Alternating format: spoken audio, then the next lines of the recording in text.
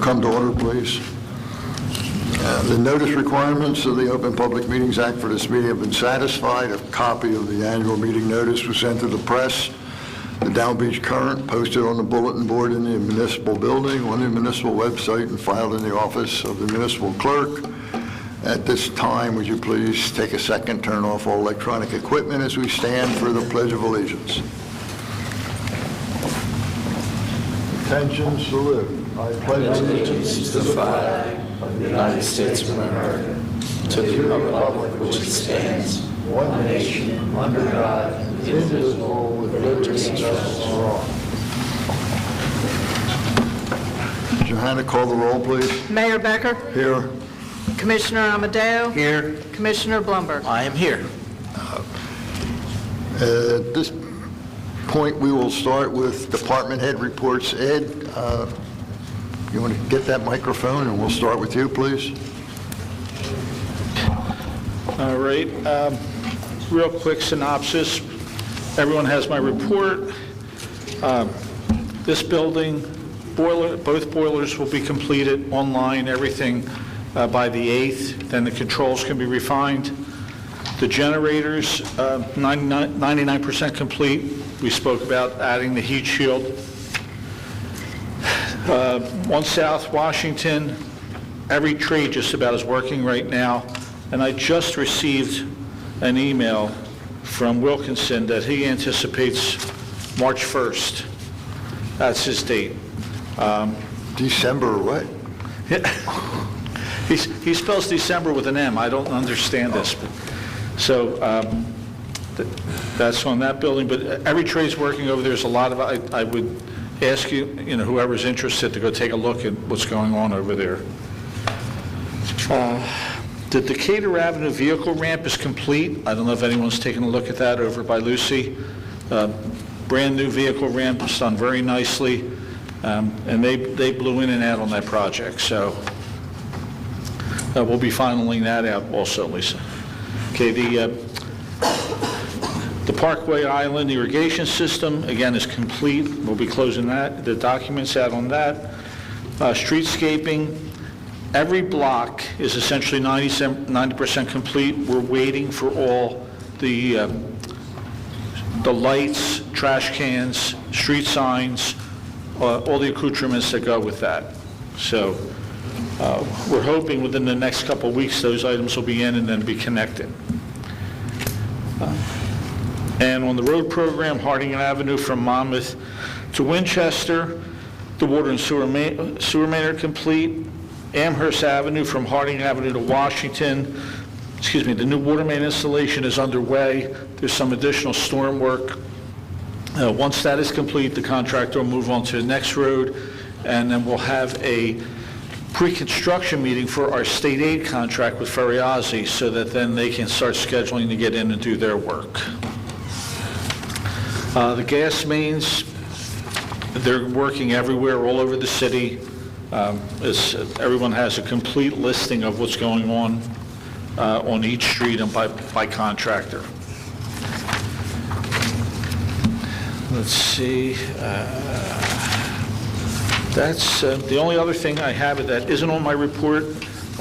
We did do or at least the initial phases of a drainage study for the 500 block of Union Avenue. I think that was emailed to everyone. We sent a survey crew out there. We did invert elevations of the storm system, including that box culvert that goes out to the bay. Included with the report that was emailed is we have a very good tide gauge over by the bridge we found. And what we have been able to find is that at least 4 times in October alone, the tide was higher than that box culvert. So that would let the water back up through there. I spoke with Frank Richetti, and he has already had Pat Powers sandbag that opening.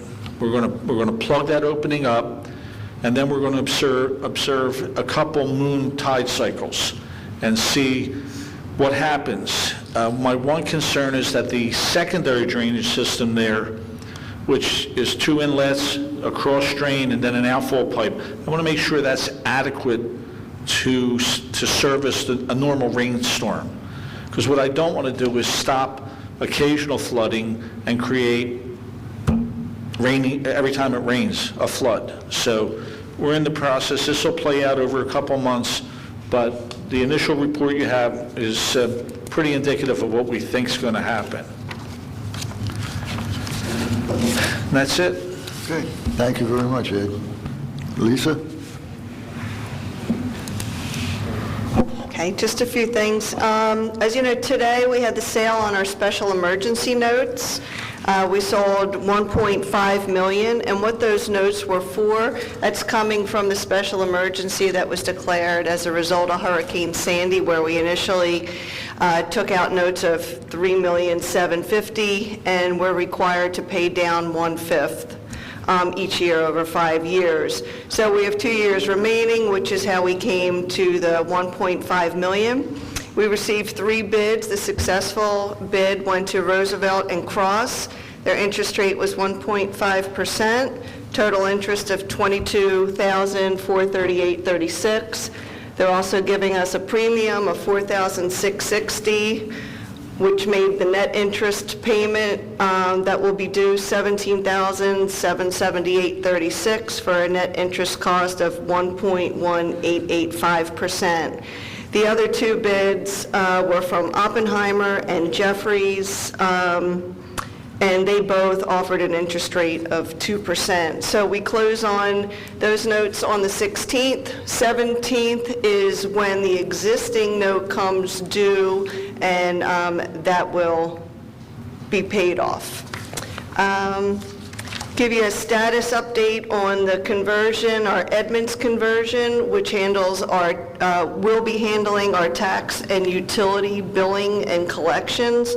They have tentatively scheduled training with the collector's office and with Sandy Miller for a few days in January. So far that's moving along, and hopefully by the beginning of the year, we're going to be up and running on that, and don't worry, Mayor Becker, we will soon be able to accept online credit card payments for the taxes. And as far as I know, I think the credit card is going well in the building department. We're accepting credit cards there now, so that's moving along smoothly.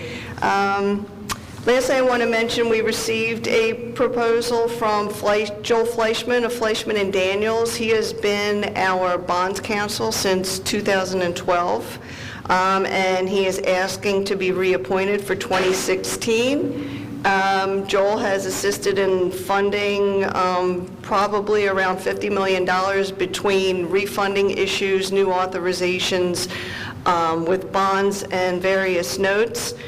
He is proposing that his fee structure remain the same, and the only change is that he has a new minimum fee of $8,500 for a bond issue. So if it's okay with the mayor and commissioners, I recommend that we reappoint Joel for next year. He's always extremely proactive, he's accessible, he's local, and he's done an excellent job since we've had him. I'm good. Okay, so we'll add that on to the 17th? Yes, I'm okay.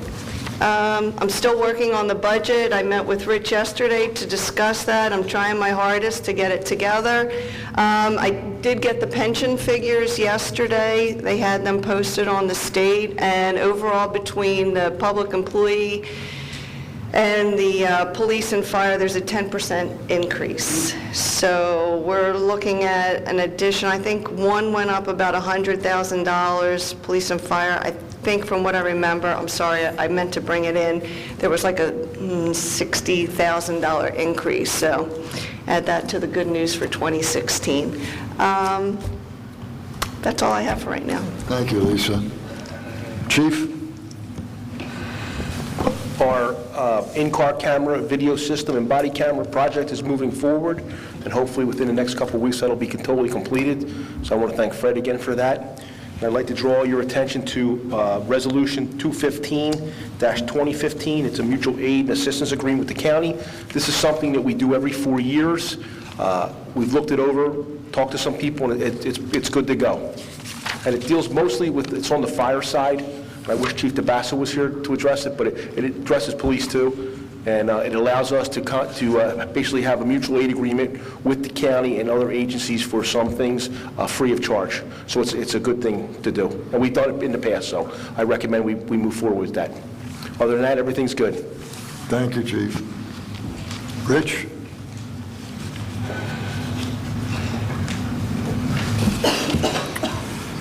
Lisa spoke about the budget. We will definitely get something this month together to see exactly where we are. It's going to be a more difficult budget year, as we've been talking about with the commissioners for the last year. So it's going to be an ongoing process. But we'll have something to begin, some public discussions within the next couple of weeks.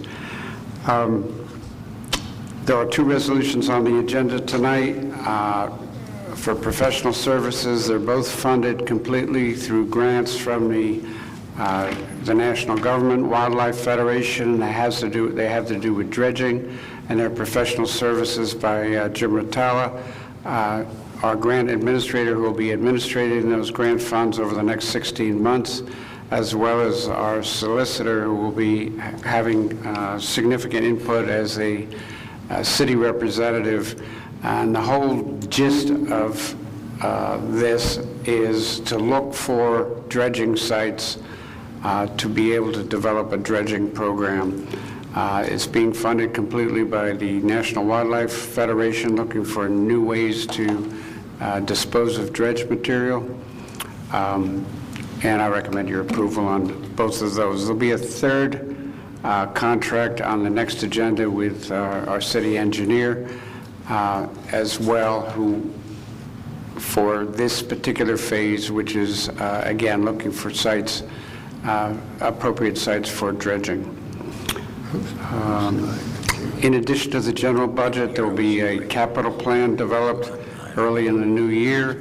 We've begun speaking about that, and we have every intention to stay within our stated limits that we've had for over the last 4 years, which is $3.5 million maximum and $1.5 million out of the water and sewer utility. We know we can do that, and we will do that, and still make sure that we have our infrastructure and our capital equipment adequately funded, so that we don't get into the situation that many other places are, where the things that are unseen collapse and cause unanticipated expenditures. Sometimes things that are called emergencies are really not emergencies, because they could have been foreseen and they just were not adequately funded because we put our heads in the sand. We try not to be in that situation. I can say, though, that I've been advised of a concern going forward that a lot of our underground pipes are showing some signs of collapse. When I say a lot, a few are, but we don't know whether Ed was speaking to me today, or he doesn't know whether some of this might have been caused by Sandy or not. But sometimes you'll see depressions in roads and other places where we have underground piping, and we're seeing it sometimes in places that are not along the roads too. They're in right-of-ways that we have, or easements that we have through private property, where all of a sudden there's collapse, and then there's leakage, and then flooding on private property. And some of these are very expensive to repair. So I just bring it out publicly now, just so that people are not surprised. We have 3 such situations going on that I'm aware of right now. And if, Ed, you want to speak any further, feel free. But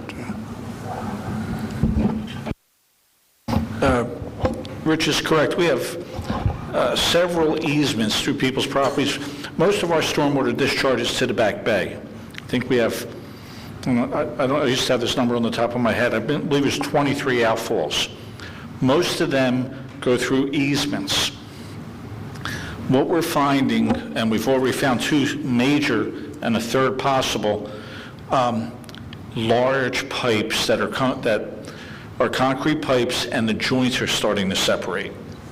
One of them, Frank has ordered, we believe we have it under control. The other one is a 54-inch pipe, and we're looking, we have it televised, we see the joints bad.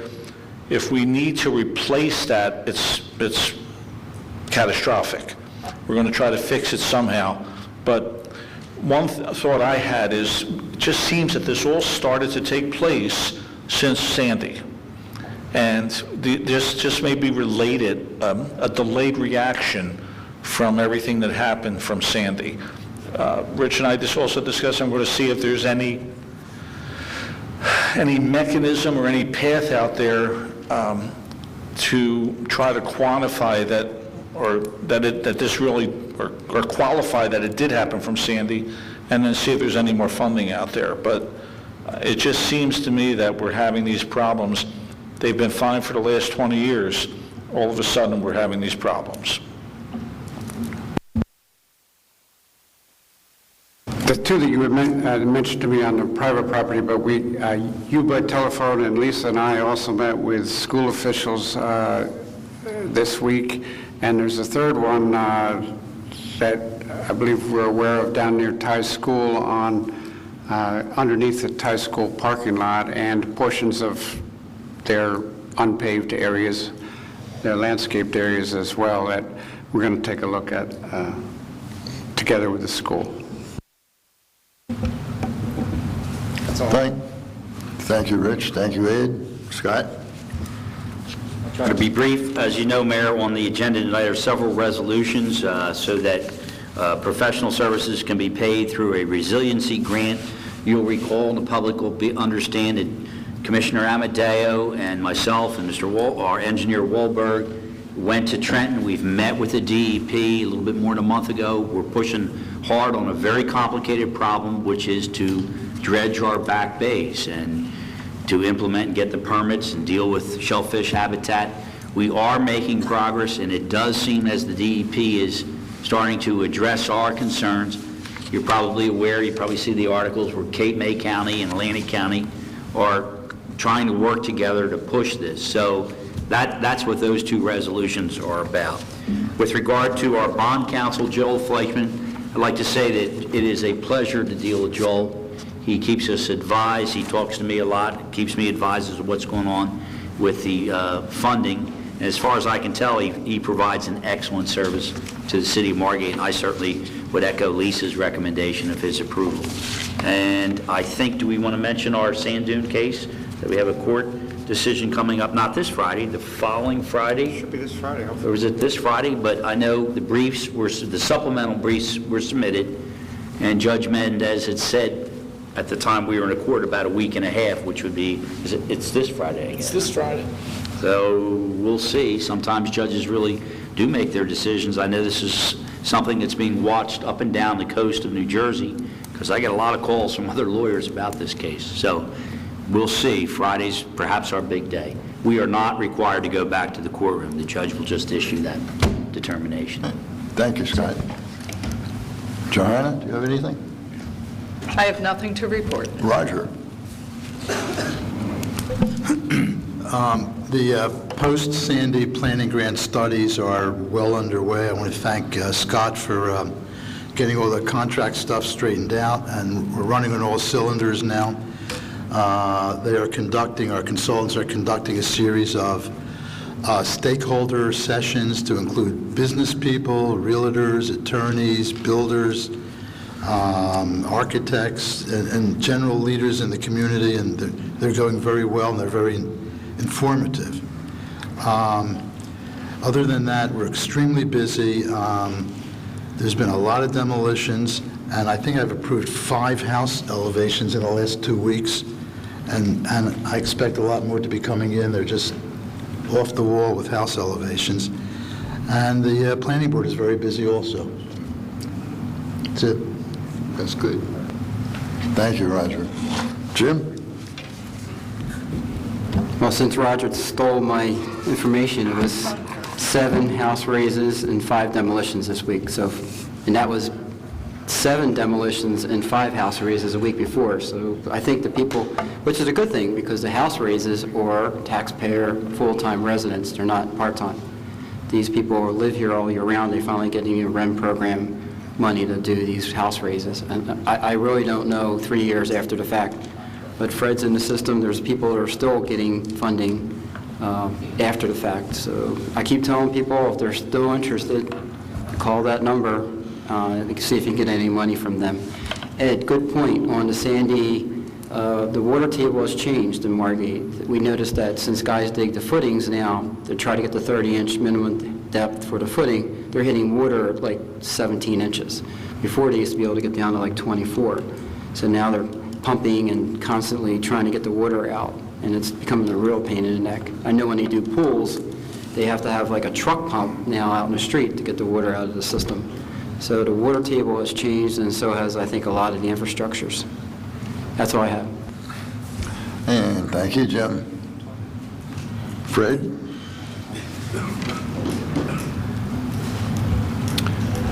The only thing I would like to recommend is that now that we've gotten towards, or we're getting towards the end of the year, it might be a good idea for us to do some type of phone message to the residents to let them know that, winter's coming, not to forget to winterize their homes and shut off their outside sprinklers and hose bibs and that kind of stuff.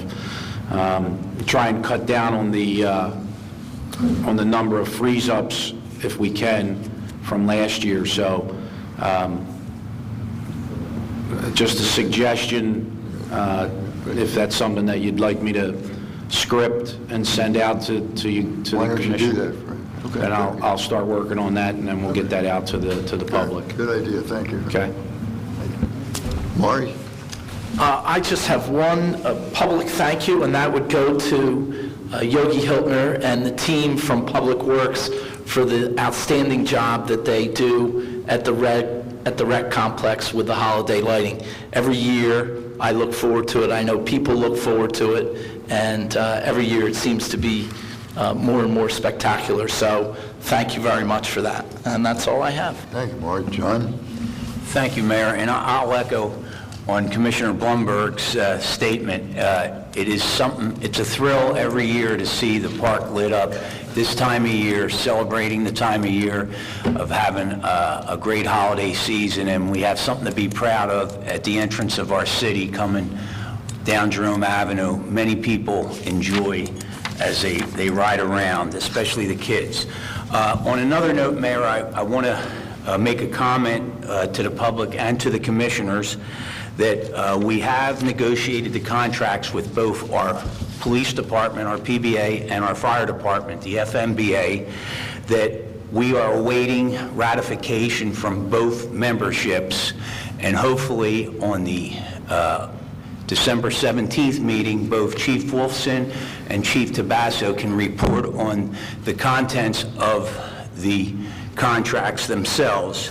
I want to thank all involved, our firefighters, our police department, our policemen, for their willingness to negotiate with our business administrator, both Chief Wolfson and Chief Tabasso, along with myself and the team from the union, were all involved. They were very supportive to accomplish a goal without going to arbitration or without involving any outside legal fees. So I think it was a total team effort. We did realize at one point that we're going to come under a mandate in year 2018, which refers to a particular statement in Obamacare, which will exercise what they call a Cadillac tax, which would be a big impact to our budget in 2018. So with recommendations on both sides, we came to the conclusion that the best thing to do, the best interest with the city would be to conclude a 2-year contract with both the PBA and the FMBA. So I'm glad and I'm proud to say that we've accomplished and achieved a great negotiating sessions, and on the 17th, I hope to present to both commissioners and myself ratified from the rank and file so that we can enter into the new year with the settlement of both contracts. Thank you, Mayor. Thank you, Commissioner. I, too, would like to say what a pleasure it is to drive down Jerome Avenue, especially at this time of year, and they do a great job every year, and we thank all the people that were involved in that. At this point, we will open for public comment, and as usual, you have 3 minutes to discuss anything that was talked about here today. Is there any public comment? Which one do I start? Don't push the button.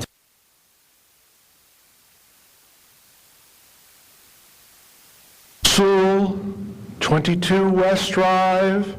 Following up upon the chief's remarks concerning body cameras and mutual assistance, I would like to stress that any mutual assistance agreement should also include an exclusion of liability. If a neighboring municipality wants to utilize our officers, I would strongly suggest that they sign a waiver concerning liability. I don't wish to hearken back to that Ventnor drug bust that went bust, but it cost the taxpayers money above and beyond the JIF. And if we take notice of the news headlines, which I'm sure the mayor doesn't, the Chicago caper cost the city of Chicago $5 million. $5 million. Thanks to video at the Burger King, thanks to video from the dash cams of the cars themselves. It's a wonderful way to hang yourself, especially when JIF tends to be very sparse in its coverage, and JIF can be very parsimonious. Training, as a rule, for anyone, and I'm not picking on officers in particular, tends to go in one ear and out the other. Over 30 years ago, the Philadelphia Police Department set a precedent whereby it demanded that its then new deadly force directive be signed and dated by each and every officer and supervisor. Believe me, I can't begin to tell you the amount of chagrin that it cost, that it created. And I strongly urge that the very best policy would be to have a daily reminder to the officers of the liability that body cameras create.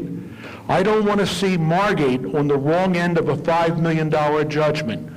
So a little bit of training each and every day. It's like the water drops on a rock. Eventually, it'll hit bedrock. And I strongly urge that there be a training officer assigned to each roll call, and that there be a discussion of the liability, because that guy out in Chicago, they're throwing him under the bus, just like they threw the commissioner of police under the bus.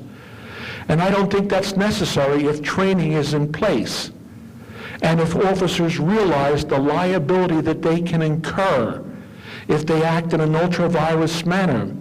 So I strongly urge that there be some way of having continuing education each and every single day to drive the point home, because I don't want to see us on the wrong end of a liability case. Thank you.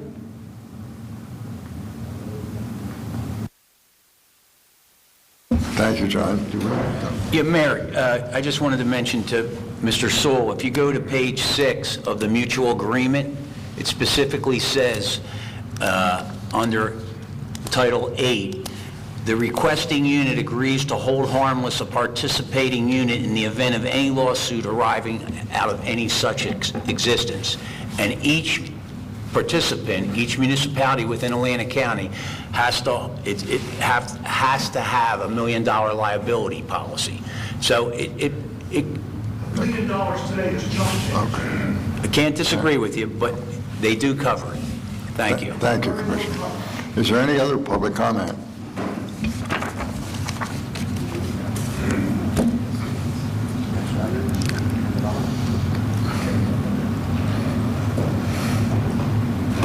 Hello, my name's Bob Philipczak, Filipczak. I'm not a resident of Margate, rather 2001 Shore Road, Linwood. I was here before to urge you to try to preserve your beaches, that the DEP's plans are going to do serious damage and wreck absolutely beautiful beaches. The reason I was here was because I was surfing in the 60s and 70s. I know this environment of New Jersey very Mr. well. Filizak, can I interrupt you? You're here to talk about the beaches. You're going to have to wait for this next meeting. The terms of this meeting are, as you heard me say before, public comment on items that were discussed here today. So if you'd like to hang around, it's at the beginning of the next meeting, which starts at 5 o'clock. Okay? And we'll take you right away. Why don't you let him go? I did mention. Yeah, he did mention some of it, and I'm rather outraged that our Attorney General at the last second is saying that you have absolutely no time. You had two plebiscites, and we've agreed that is not recognized. Go ahead. You can go. Go ahead. Continue. So I'm quite troubled that DEP, and I'm sure their permitting fees for getting the dune permits issued is going to be into the hundreds of thousands of dollars. That's why they're involved. I've been up and down the coast of New Jersey. I do have some pictures here of how Atlantic City's beaches have been wrecked. There have been some that are real nice and sunny. Here you can see in the summer, absolutely nobody on the beaches. This is by Kennedy Park. Here you are across from the Tropicana.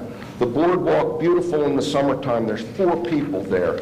It is empty, empty, empty. Then when you see more troubled stuff, you will see that, look, after Joaquin came through, you've got this great big bag of plastic junk sitting there.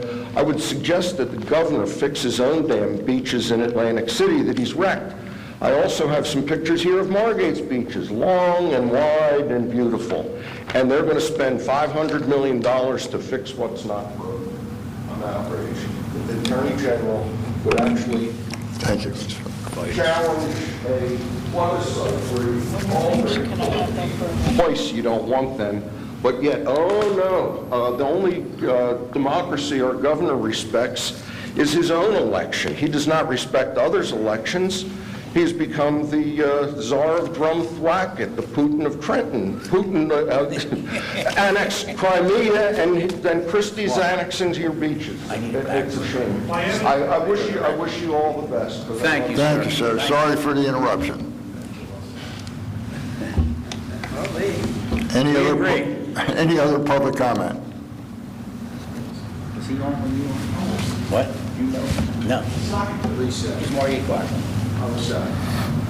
Steve Warner, 103 North Sumner. We didn't get any report about our day in court. I thought that maybe Rich would chime in with that, but do we have any report? Tomorrow. Perhaps tomorrow. The judge may issue tomorrow. Last week in court, he asked for an additional brief from each of the 2 parties. He's received that. He said then that he could possibly make his decision by Friday, which is tomorrow. So we haven't heard anything more than that, Steve. Okay, all right, thanks. You're welcome. Yeah, I love it. Any other public comment? Is there a motion to adjourn the meeting? I'll make that motion. Second. Mayor Becker? Yes. Commissioner Amadeo? Yes. Commissioner Blumberg? We will reconvene at